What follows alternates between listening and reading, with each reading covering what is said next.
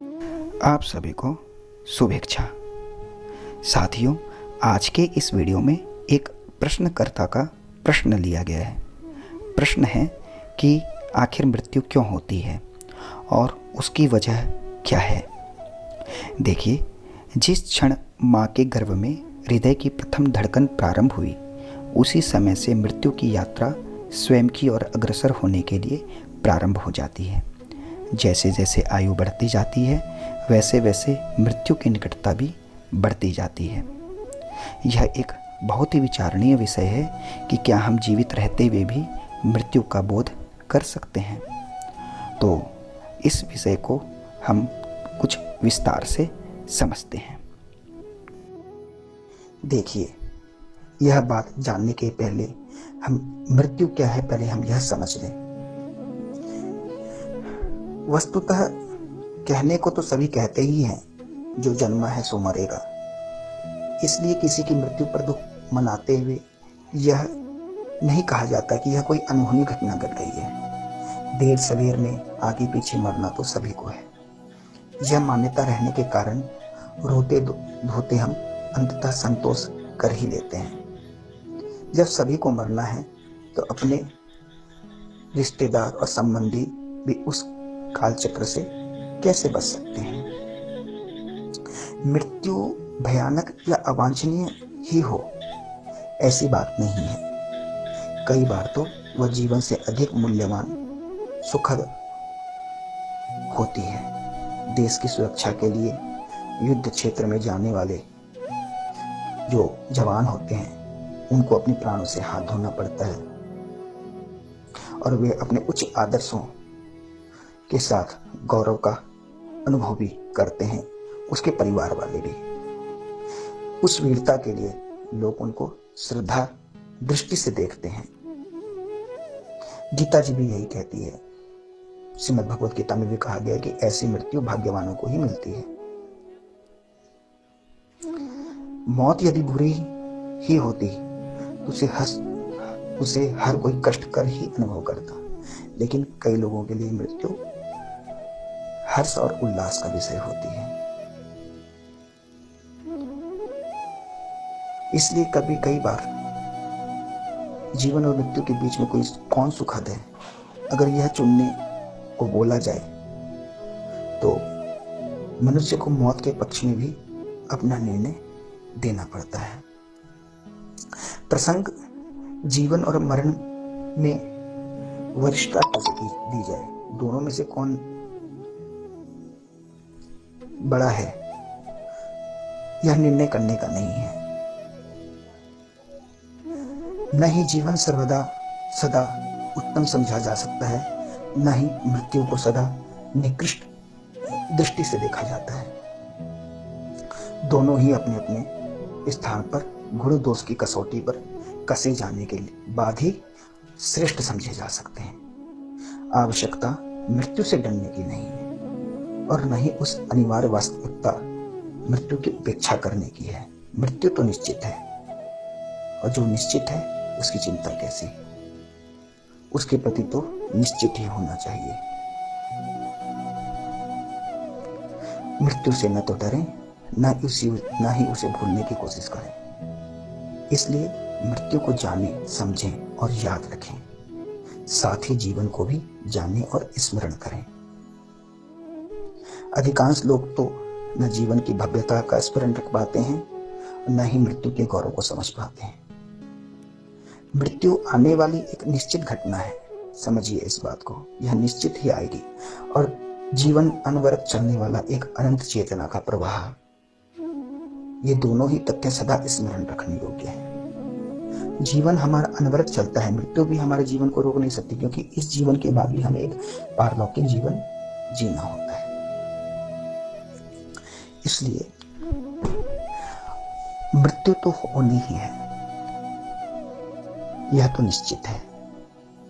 जब आपका यह भौतिक शरीर जीर्ण शीर्ण हो जाता है, क्षतिग्रस्त हो जाता है। जीर्ण शीर्ण मतलब बूढ़ा हो जाना। जब इस भौतिक शरीर की इंद्रियां आपके काम करना बंद करती हैं, क्योंकि इनकी भी एक आयु होती है, क्योंकि यह दिन प्रतिदिन विघटित होता रहता है आयु के साथ साथ। आपकी इंद्रियां शिथिल पड़ने लगती हैं और उनकी क्षमता जो होती है वह क्षमता उनकी क्षीण होने लगती है। तो मृत्यु आपके इस भौतिक शरीर को दस्तक देने लगती है, जीर्ण शीर्ण होने के कारण, बूढ़े होने के कारण।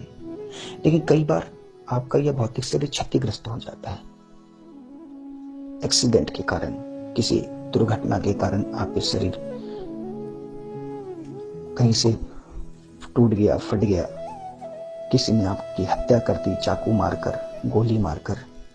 कभी कभी हम इस शरीर की खुद हत्या कर लेते हैं, आत्महत्या करके, शरीर हत्या करके, जहर खाकर, ट्रेन के नीचे आकर। कई बार परिस्थितियां इस शरीर को क्षतिग्रस्त कर देती हैं, तो उस वक्त हमारी मृत्यु होती है। यह शरीर का गुणधर्म है, क्योंकि यह स्थायी नहीं है, अस्थायी है।